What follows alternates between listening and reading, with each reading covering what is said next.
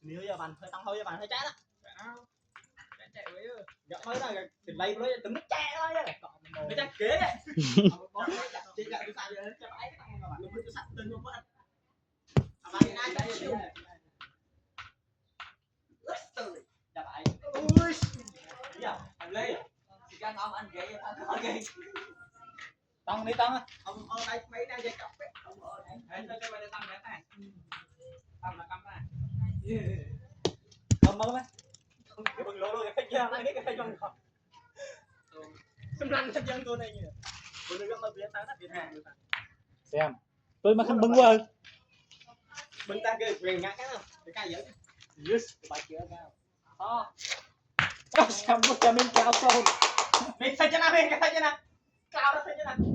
đó cái này cao xây cho mình xây cho ở đâu đâu lên đây bự nào đâu lên đây mà lên bự nào thì nó không phải ai